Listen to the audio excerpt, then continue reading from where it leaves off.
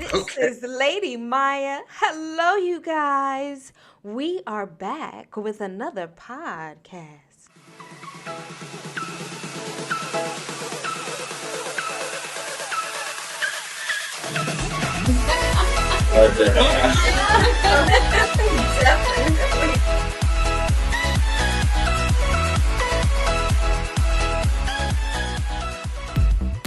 I am here with Donald Goree, and he is awesome. Okay, so he is an author, and he has a book, and you guys, y'all gotta hear about this book. Oh my goodness! But enough said.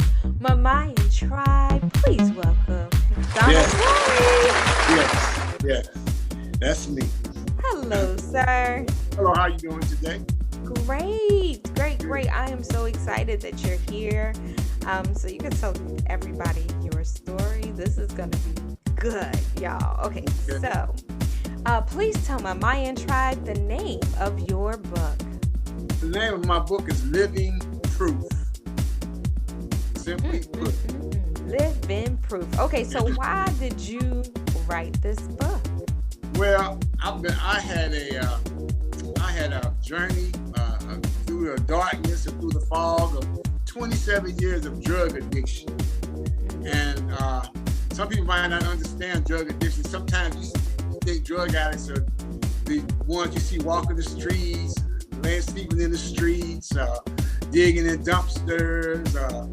You think that's how you see them, but that's really not the case at all with me. I functioned for a little while, but sooner or later that addiction caught up with me, and I wound up losing all my jobs, my reputation, my influence, everything because of the drug addiction. And I did wind up in the end one of those ones walking the streets at 3 o'clock in the morning. I did that for a couple of years, but the journey to that, when I got to that point, I realized this is not me, and it took that to get me turned around. Mm-hmm. Oh wow! So what was the breaking point? Well, my wife would always tell me, we've been in church. I was in church while I was doing this. That's a whole nother story. But she would always, the Lord would always give her visions, because I would always tell people, because when I first got born again, I studied Daniel Revelation, so I like to study the end times, talk about what's going on. And she used to always say the Lord would show her that I was going to be preaching from a wheelchair. And I'm like, and normally when she says stuff, it's stuff happens. So she said that a couple of times. Then I decided, Lord, I don't want to preach from no wheelchair. And I believe that. And that's what really got me, that shook me and got me started. Because I decided I did not want to preach from a wheelchair. And that's where I was headed. Because I had 7 attempts on my life during this time period. So it kind of got my attention. That'll do it. That will do it. Oh my goodness, y'all. Did you hear what he just said? Okay, no, you know what? We're not going to go into that, okay? This is not what we're going to do. Okay, so what is the book about? Well, the book is telling my story. I do start off with my childhood. I tell a little bit about my childhood because when I look back now, my mom and dad divorced when I was like 5 or 6 years old. And I've never considered myself affected by that. But then after I went through my drug addiction and looked back on my life, I guess you don't realize you really were affected. You just didn't know it. And the way I was operating, I thought I was, really doing something, but really I was missing something. And I didn't realize that I was missing the family. You know what I'm saying? My father wasn't there. My mother, she did a tremendous job as a single mother. Hats off to all the single mothers, because you hear a lot of stories about kids and not having a father in the house, and my father was in the house, and this might have been why, when I think back, I was into what I was into. I didn't have that guiding light, man. My mother, she did the best she could, but no woman can really raise a young man to be a man. They tried, but they're not designed to do that. That's not God's plan. But He does give grace. And So, you know, and she did a good job. So that's all I can say. Yeah. But Hats off to mamas. yeah, I think my mom, and I think it's a lot of single mothers doing a good job. I think about what's his name up in Washington D.C. It was on Trump's the doctor. I don't know why his name escapes me now. The surgeon. He's a surgeon. Yeah, Ben Carson. Oh. Dr. Ben Carson. When I think about his story, his mother raised his 3 brothers, and she only had a 3rd grade education, and he wound up being a brain surgeon. And I said, you know what, we have no excuse. So that that. So really, it all depends. Really, the bottom line, it goes to you and what you want in life. That's what it really boils down to. You can't blame. I didn't have no mom. I didn't have no daddy. We didn't have this. We didn't have that. Well, at a certain point, you need to decide what you're gonna do. That's what my book is about, making decisions. That's what my whole book is about, making decisions. How you can make decisions that can affect your life, and some decisions can ruin your life, and some decisions can enhance your life, and some decisions you can't come back from. So you have to, you know, and we make decisions every day. We just don't realize it, but every decision that you make has there's a consequence. It's either gonna be a good one or a bad one, but there is something gonna happen. There's every action, there's a reaction. Yes, there is every time. Simple physics. That is amazing. Okay, no, I get it. I get it now. I get it. You know, definitely. Okay, so was there something that made you like really, really just kind of like it choked you up and was just like, all right, I guess now is the time for me to do this book? Yes. My grandson, believe it or not, I think he was like 2 years old, maybe 3 years old. And we went to see him a few years ago, and I think we were living in Florida. They were living in Florida. My son works for the government, so they kind of move around. So we was in Florida, and I was having trouble with my hip. So everybody was getting ready to go out and go shopping, and I told him, I said, I'm gonna stay home. And he said they was gathering to go, my wife, my daughter, all of them, and he said, I'm staying with Papa. And they said, no, bro. I said, come on, go, because it's gonna be fun.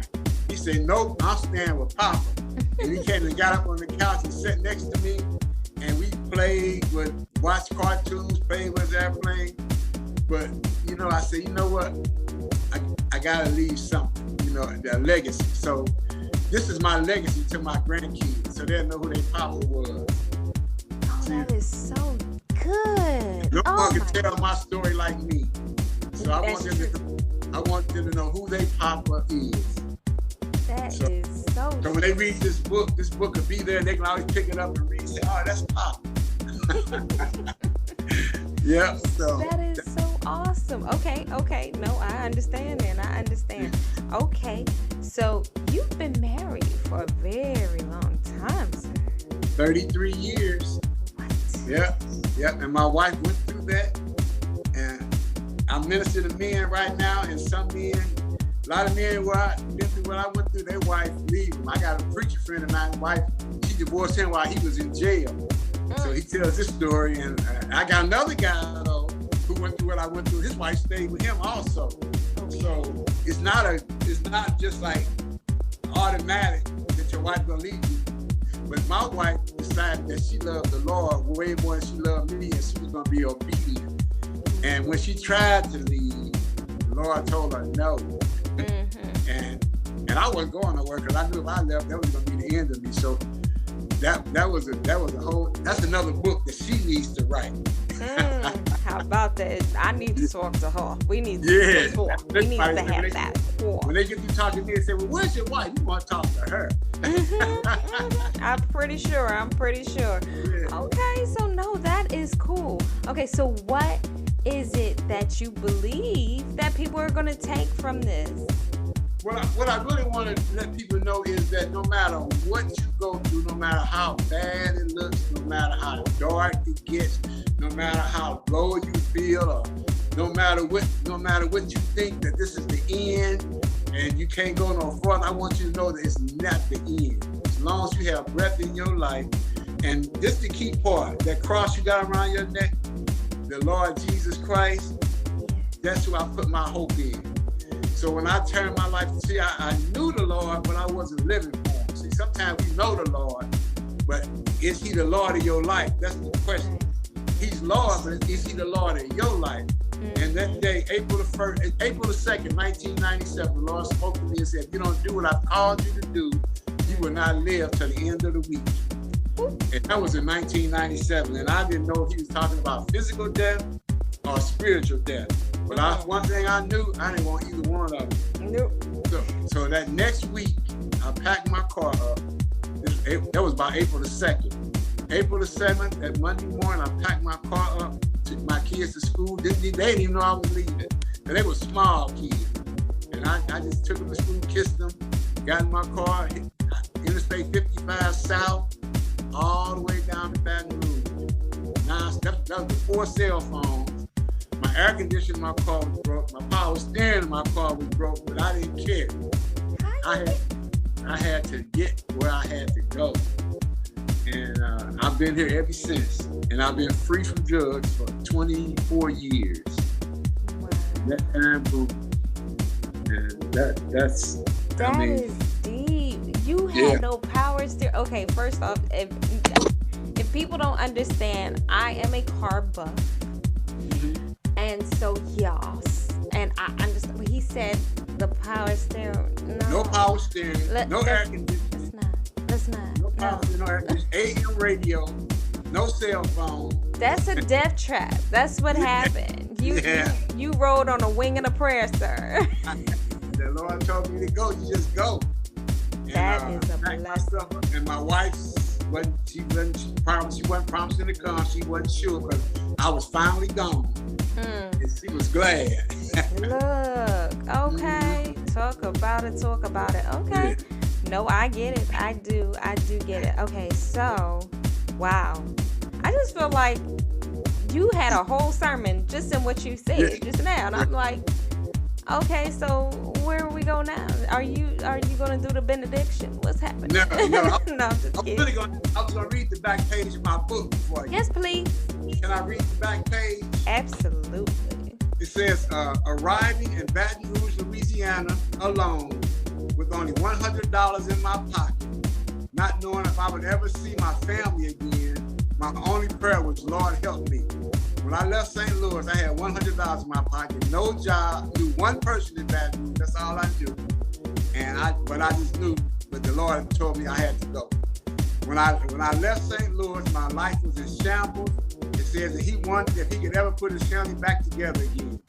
Would he be able to survive this journey and overcome his addictions, or would it just be another futile effort? He had tried many times before, but to no avail. What would make this time any different? After all, there were drugs in Louisiana too. Realizing he couldn't run from the temptations forever, Donald finally initiated a series of decisions with the hopes of being empowered to not succumb to them any longer. The first decision he made in this journey was to start trusting the Lord. But I had made so many poor decisions in the past. How could this one decision really change anything in my life?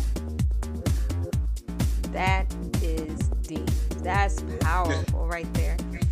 Yeah. Wow. Okay. So listen, for the words that you can say to my Mayan tribe and others that are listening and hearing and watching us at the moment, what would you say to them as far as the choices? Well, what I really want to say is, sometimes we make choices, sometimes we make decisions without thinking. Sometimes we make decisions without realizing that when you make a decision, if you're a part of a family in a family situation, your decision affects everybody. Yeah. So whatever you decide, whenever you make that decision, consider other people, because you do not live on an island. And the whole time I was out there doing drugs, I only cared about what Donald wanted. I really didn't.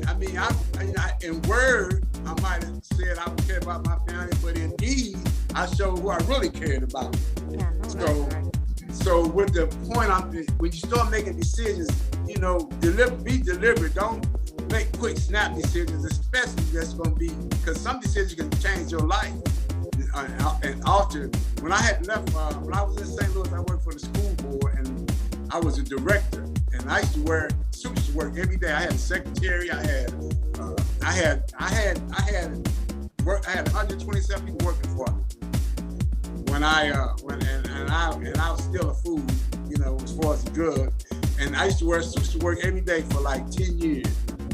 After I got let go because of the drug situation, I've never gotten a job while wearing a suit to work again. I tried to get jobs like that, never got a job. So to this day, I own to my name one suit. And I used to have a closet full of suits, but I just I never got a job to wear them again. So that's an awakening right there. Yeah, but now I'm happy, I'm at peace, this is the best I've felt, and you know, free from drugs. It don't even matter, because see, sometimes we base our life on things, and it's not really about things, it's really about relationships. So when you got those relationships, things don't matter so much. And then when you trust the Lord, He promises to provide all you need. So it's just a matter of just depending on Him. And I'm telling you, this has been the most peaceful 24 years in my life. Oh, wow. That is awesome. I love it. Sir, yes. Okay, so tell my Mayan tribe how they can reach you, beloved. Well, there are several ways to reach me. To see my book, to get my book, I got a website called Goree Scrolls. That's GoreeSSCROLLS.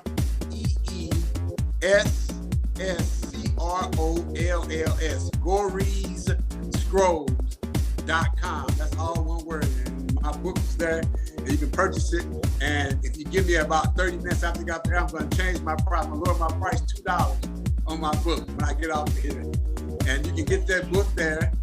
And you can also, if you just must, you can get it from Amazon, of course, or you can get the ebook version.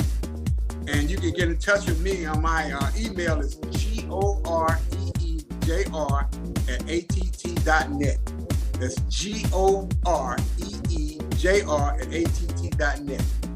And for every book that's purchased, since I wrote the book, every book that is purchased, I donate one to a prisoner. So every few weeks I sit down and send out 20 or 30 books. I started with the prisons in Louisiana, and so far I've sent out to over 20 prisons books. And I've talked to chaplains, I've talked to wardens, and so I'm sending them out. And people can donate, and then I, you know, so for every book that's purchased, one goes to a prisoner somewhere. That's a blessing. So, my goal is the whole country. I did all that bold talking, and then when I started sending them out to the state, I said, well, we're going to get as many as we can. There's 1,800 prisons in the country. Yeah, so we're gonna do it though. When my team gets bigger, we're gonna do it. But like I say, we almost got all of Louisiana covered, almost. So that is a blessing. And next, I think we're gonna go do Texas and then Arkansas, the surrounding states. So yeah, and yeah, prisons and rehab centers is where we send them. Okay. For every book purchased. So if you buy one, you're actually buying 2 books. That's a blessing. See, you can give back when you get. Right. Yeah. Right. Yeah. That's gonna be a good thing. Yeah. Not to make money on these. No. It's not about that. No. I think this is such a great platform for you, especially. I love your energy. Your energy is so great. It's like, oh my goodness, I want to talk to him more. What are we going to talk about? No, it doesn't matter. Just talk. Yeah. Yeah. He'll get back around to whatever he's trying to say anyway. Yeah. Oh goodness. So this is good. And so if there's if you have anything else that you got going on, anything we can look forward to, what the future looks like for you, sir?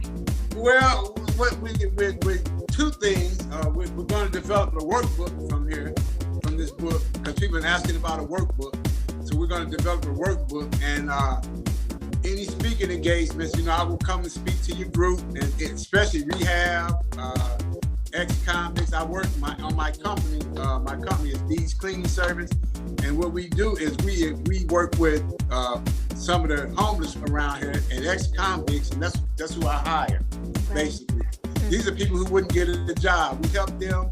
A lot of them don't have bank accounts to work for me. You have to have a bank account. You have to come to work. You have to be timely. So we try to get them back into the rhythms of life or everyday normal life.